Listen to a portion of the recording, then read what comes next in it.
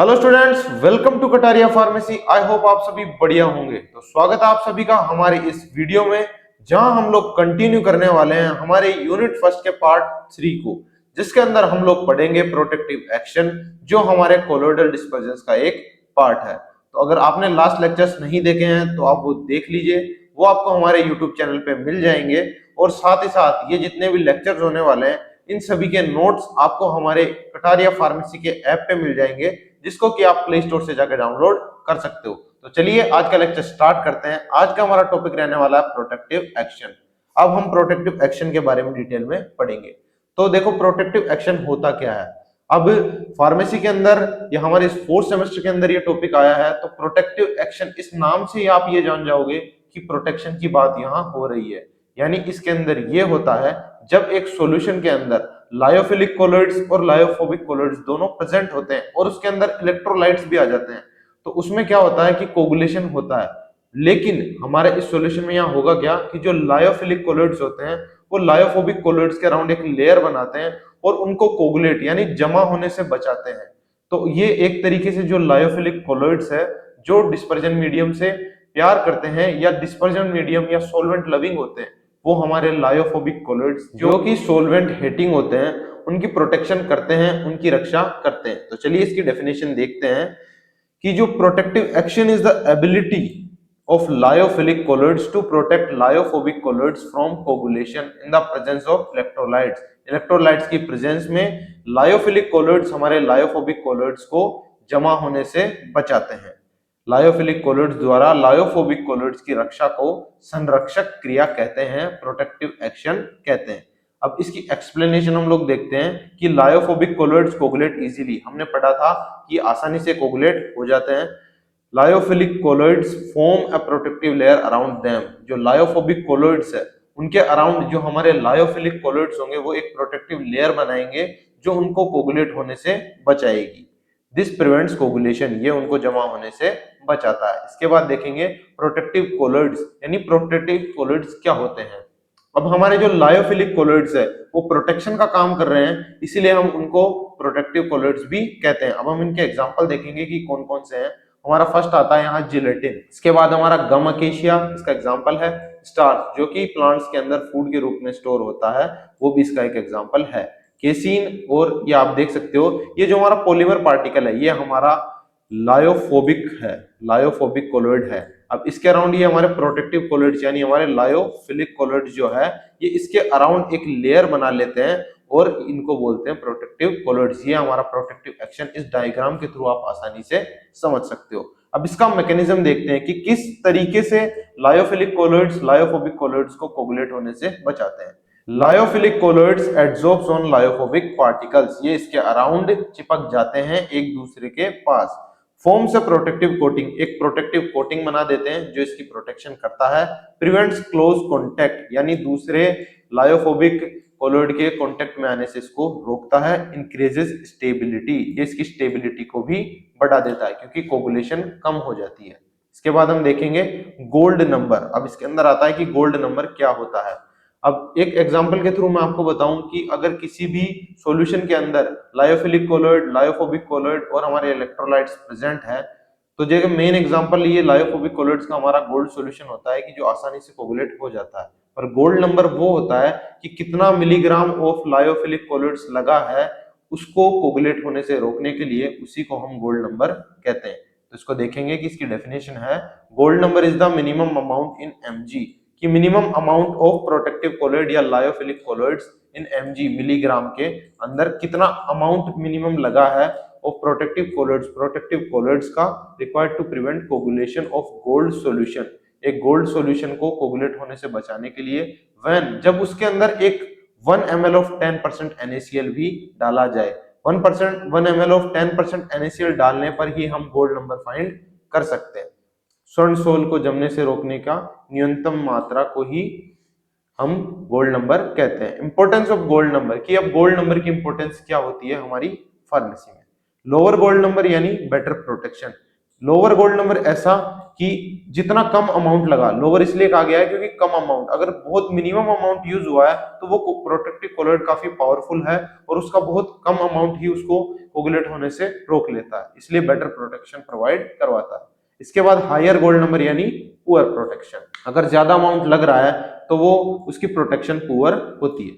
इसके बाद हम देखेंगे हमारे इसके एग्जांपल्स क्या क्या है। जिलेटिन है वो उसका गोल्ड नंबर कम होता है, इसलिए वो एक बेटर प्रोटेक्टिव कोलॉइड है। उसी के बजाय जो हमारा गम अकेशिया है उसका गोल्ड नंबर हाई है, इसका मतलब उसकी प्रोटेक्शन कम है ना। इस तरीके से आप समझ सकते हो। Pharmaceutical importance of protective action, कि प्रोटेक्टिव एक्शंस का फार्मास्यूटिकल इंडस्ट्री में क्या काम है या हमारे फार्मास्यूटिक्स में क्या काम आता है। Stabilization of emulsions and suspensions, emulsions और सस्पेंशंस के फॉर्मेशन को स्टेबलाइज करता है, एक जगह बनाए रखता है। प्रिपरेशन ऑफ कोलॉइड मेडिसिन, जो कोलॉइडल मेडिसिन प्रिपेयर की जाती है उनके प्रिपरेशन में भी ये हेल्प करता है। Prevention of precipitation during storage, कि किसी मेडिसिन का फॉर्मेशन हो चुका है और हम उसको स्टोर कर रहे हैं तो उसके अंदर प्रिसिपिटेट का फॉर्मेशन ना हो, उसको भी ये रोकने का काम करता है। इसके बाद देखेंगे रिवीजन। अब देखिए ये जो हमारा चैप्टर था ये प्रोटेक्टिव एक्शन ये कंप्लीट हो चुका है, हमारी यूनिट फर्स्ट इसी के साथ कंप्लीट हो चुकी है। अब हम देखेंगे कि आपने यूनिट फर्स्ट जितनी कंप्लीट पढ़ी है हम उसका रिवीजन आपको करवाएंगे एक बहुत ही शॉर्ट वे में, ताकि आपको हर चीज आसानी से रिकॉल हो जाए और सारी चीजें याद हो जाए। तो रिवीजन हम स्टार्ट करते हैं कोलॉइडल डिस्पर्जेंस। अब देखिए पढ़ना तो जरूरी है, उसी के साथ साथ रिवीजन भी काफी जरूरी है ताकि आपको चीजें लंबे समय तक याद रहे और आप एग्जाम में बेटर परफॉर्म कर पाओ। तो चलिए आज का रिवीजन स्टार्ट करते हैं यूनिट फर्स्ट का। कोलॉइडल डिस्पर्जेंस क्या होते हैं, अल्ट्रा शॉर्ट रिवीजन नोट्स हमने प्रिपेयर किए हैं। तो देखते हैं डिस्पर्स सिस्टम का क्लासिफिकेशन, यानी डिस्पर्स सिस्टम में हमारे दो होते हैं, डिस्पर्स फेज और डिस्पर्स मीडियम। अब हमने स्टार्टिंग में पढ़ा था ट्रू सॉल्यूशन के बारे में जिसके पार्टिकल्स की साइज 1 नैनोमीटर से कम होती है, और हमारे कोलॉइडल्स है जिनकी पार्टिकल साइज 1 to 1000 नैनोमीटर के बीच होती है, और 1000 नैनोमीटर से ऊपर के साइज के जो पार्टिकल्स होते हैं वो हमारे सस्पेंशन में होते हैं। इसके बाद हम देखेंगे general characteristics of colloid, colloid की जनरल कैरेक्टरिस्टिक्स क्या क्या थी। हेटेरोजीनियस सिस्टम, यानी इसके अंदर दो तरीके के सॉल्यूशन के अंदर पार्टिकल्स प्रेजेंट होते हैं, एक तो हमारा डिस्पर्स फेज होता है और डिस्पर्स मीडियम, ये दोनों प्रेजेंट होते हैं इसलिए इसको हेटेरोजीनियस कहा जाता है। पार्टिकल्स की साइज 1 to 1000 नैनोमीटर होती है। Stable do not settle easily, ये स्टेबल होते हैं और आसानी से कोगुलेट नहीं होते या सेटल नहीं होते। इसके बाद हम देखेंगे pass through filter paper but not semi permeable membrane, एक फिल्टर पेपर के थ्रू आसानी से पास हो जाएंगे बट सेमी परमिएबल मेम्ब्रेन जो कुछ ही पार्टिकल्स को पास थ्रू होने को अलाउ करती है उससे ये पास नहीं होंगे। इसके बाद देखते हैं शो टिंडल इफेक्ट, ये जो हमारे पार्टिकल्स है ये टिंडल इफेक्ट शो करते हैं, मतलब जो हमारा स्कैटरिंग ऑफ लाइट वाला इफेक्ट था जिससे सनरेज पार्टिकल से टकराती है और उसका पाथ विजिबल होता है, वो फिनोमिनन भी ये शो करते हैं। अब देखते हैं size and shape of colloidal particles, की कोलॉइडल पार्टिकल्स की साइज और शेप जो हमने पढ़ी थी उसका देखते हैं क्या है। साइज तो देखिए 1 to 1000 नैनोमीटर थी, और इसके अलावा शेप इसमें कई तरीके की आई थी, गोल्ड सॉल्यूशन की अलग थी, हमारे प्रोटीन्स की अलग थी। तो वो देखते हैं कि गोल्ड सॉल्यूशन के स्फेरिकल पार्टिकल्स होते हैं यानी गोलाकार, और रोड शेप किसके होते हैं, हमारे प्रोटीन्स जो होते हैं उनके रोड शेप लाइक पार्टिकल्स होते हैं, और प्लेट लाइक किसके होते हैं, क्ले के यानी मिट्टी के, और फाइब्रस होते हैं हमारे जिलेटिन की, फाइबर लाइक स्ट्रक्चर्स होती है वो हमारे जिलेटिन में पाई जाती है।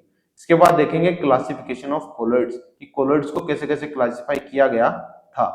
फिजिकल स्टेट के बेसिस पे सॉलिड और लिक्विड मिलके हमारा गोल्ड सॉल्यूशन प्रिपेयर करते हैं, ऐसा सॉल्यूशन जिसके अंदर डिस्पर्स फेज सॉलिड हो और डिस्पर्स मीडियम लिक्विड हो, ऐसा हमारा गोल्ड सॉल्यूशन है। और अगर दोनों ही लिक्विड हो तो वो हमारा मिल्क होता है, ये इमल्शन का फॉर्मेशन होता है। गैस है अगर हमारा डिस्पर्स फेज और डिस्पर्स मीडियम लिक्विड है तो इसका एग्जांपल है फोम। अगर किसी सॉल्यूशन में डिस्पर्स फेज लिक्विड फॉर्म में है और डिस्पर्स मीडियम सॉलिड फॉर्म में है तो उसका एग्जांपल है जेल। तो देखिए ये सब चीजें आप याद रख सकते हैं स्टेबल के फॉर्म से। आगे देखेंगे बेस्ड ऑन इंटरेक्शन, एक दूसरे से इंटरेक्शन के बेसिस पर कौन कौन से कोलॉइड होते हैं। एक हमारा लायोफिलिक कोलॉइड है जिसके बारे में हम पढ़ रहे हैं, जो सोलवेंट लविंग होता है, जो हमारा डिस्पर्स मीडियम से प्यार करता है, जो डिस्पर्स मीडियम लविंग होते हैं। इनके एग्जांपल है हमारा जिलेटिन और स्टार्च। लायोफोबिक हमारे सोलवेंट हीटिंग यानी डिस्पर्स मीडियम हीटिंग, इसका एग्जांपल है हमारा गोल्ड सॉल्यूशन। इसके बाद देखेंगे कंपैरेटिव प्रॉपर्टीज, यानी इनकी प्रॉपर्टीज का कंपैरिजन। स्टेबिलिटी के बेसिस पर स्टेबल ज्यादा कौन होता है, लायोफिलिक ज्यादा स्टेबल होते हैं और लायोफोबिक कम स्टेबल होते हैं। रिवर्सिबिलिटी, ये हमारा लायोफिलिक होते हैं वो रिवर्सिबल होते हैं और जो हमारे लायोफोबिक है वो रिवर्सिबल नहीं होते। प्रोटेक्टिव एक्शन इनका स्ट्रॉन्ग होता है और इनका वीक होता है, क्योंकि लायोफिलिक की प्रोटेक्शन प्रोवाइड कराते हैं हमारे लायोफोबिक को।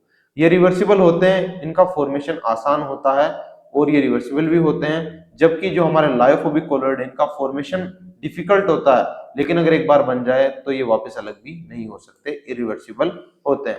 इसके बाद ऑप्टिकल प्रॉपर्टीज को हम देखेंगे। ऑप्टिकल प्रॉपर्टीज में हमारा टिंडल इफेक्ट था, जो स्कैटरिंग ऑफ लाइट वाला था, जिसके बारे में मैंने आपको समझाया था कि जब जैसे जो कोलोइडल पार्टिकल्स होते हैं उनसे जब ये सनलाइट टकराती है तो हमको लाइट का क्लियर विजिबल पाथ दिखाई देता है, उसी को हम टिंडल इफेक्ट कहते हैं, है ना। Use to distinguish colloids from true solution, true solution और कोलोइडल पार्टिकल्स को डिफरेंशिएट करने में हेल्प करता है। इसके बाद देखेंगे काइनेटिक प्रॉपर्टीज हमारी कौन कौन सी थी। काइनेटिक यानी मोशन, तो मोशन से रिलेटेड हमारा ब्राउनियन मूवमेंट था। अब ब्राउनियन मूवमेंट था कि किसी भी जो हमारे पार्टिकल्स होते हैं कोलोइडल पार्टिकल्स, वो जिगजैग मूवमेंट शो करते हैं, क्योंकि उसके अंदर रिपल्शन होता रहता है, वो एक दूसरे से आपस में टकराते रहते हैं और एक जिगजैग मूवमेंट शो करते हैं। प्रिवेंट सेडिमेंटेशन, यानी ये हमारे सॉल्यूशन को सेटल होने से बचाता है, क्योंकि इसके अंदर लगातार मूवमेंट होती रहती है इस वजह से। Increases with temperature, temperature increase होगा तो पार्टिकल्स में मूवमेंट बढ़ेगी और ब्राउनियन मूवमेंट भी बढ़ेगा। अब अगली देखते हैं हमारी इलेक्ट्रिकल प्रॉपर्टीज क्या क्या थी। Colloidal particles carry electric charge, जो कोलोइडल पार्टिकल्स होते हैं वो इलेक्ट्रिकल चार्ज कैरी करते हैं, अगर उनके थ्रू इलेक्ट्रिसिटी पास करवाई जाए तो वो इलेक्ट्रिकली चार्ज हो जाते थे, है ना। सेम चार्ज रिपल्शन करते हैं और स्टेबिलिटी भी बढ़ाते हैं। मीनवाइल जो हमारे डिफरेंट चार्जेस होते हैं वो एक साथ जुड़ जाते हैं, कोगुलेट हो जाते हैं और स्टेबिलिटी को कम कर देते हैं। इसमें एक जेटा पोटेंशियल आता है, जो हमारा इलेक्ट्रिकल पोटेंशियल होता है उसके बारे में बताया गया है। इंडिकेट स्टेबिलिटी, ये स्टेबिलिटी को इंडिकेट करता है, इसका यूज भी हमारे फार्मास्यूटिक्स में होता है। इसके बाद देखेंगे इफेक्ट ऑफ इलेक्ट्रोलाइट्स की, इलेक्ट्रोलाइट्स का क्या इफेक्ट होता है। मैंने आपको बताया था कि अगर कोई सॉल्यूशन है उसके अंदर इलेक्ट्रोलाइट्स डालते हैं तो जो चार्ज होता है वो न्यूट्रलाइज हो जाता है, तो उसी के बारे में इसमें बताएंगे कि electrolytes reduce charge on particles, particles पे चार्ज रिड्यूस करता है और एक तरीके से सॉल्यूशन को न्यूट्रलाइज कर देता है। कोजेस कोगुलेशन, वो कोगुलेशन करेगा क्योंकि चार्ज न्यूट्रलाइज होगा, यानी पॉजिटिव और नेगेटिव साथ आएंगे तो एक साथ जुड़ जाएंगे और कोगुलेशन बढ़ेगा, यानी जमा होने लगेंगे और प्रेसिपिटेट का फॉर्मेशन भी होता है। हायर वैलेंसी आयंस के बारे में पढ़ा था, जो कि कोगुलेशन ज्यादा करते हैं। हार्डी-स्क्यूज रूल के अंदर हमने ये पढ़ा था, जो हमारा एल्यूमिनियम होता है उसके ऊपर +3 चार्ज था, इसके बाद हमारा कैल्शियम था जिसके ऊपर +2 चार्ज था और एक हमारा था सोडियम जिसके ऊपर ओनली +1 चार्ज था। तो ये जो था हमारा, इसके ऊपर सबसे ज्यादा कोगुलेटिंग पावर इसकी थी और उसके बाद कोगुलेटिंग पावर कैल्शियम की थी और लास्ट में हमारे सोडियम की थी। तो वैलेंसी जो होती है यही हमारे जो कोगुलेटिंग पावर है उसको शो करती है और ये हमारा हार्डी-स्क्यूज रूल भी यही बताता है। तो आपको समझ आया होगा। चलिए आगे देखते हैं हमारा कंजर्वेशन क्या होता है। मेनली ये होता है कि जब एक सॉल्यूशन के अंदर कभी कई बार ये होता है कि जो पार्टिकल्स है वो लिक्विड की अलग अलग 2 लेयर फॉर्म करते हैं। एक लेयर के अंदर क्या होगा कि कोलोइड्स एक साथ बहुत सारे इकट्ठे हो जाएंगे, जबकि दूसरी लेयर के अंदर कोलोइड्स की मात्रा बहुत कम होगी और जो हाईली डेंस कोलोइड लेयर होगी लिक्विड की उसको कंजर्वेट कहते हैं, है ना।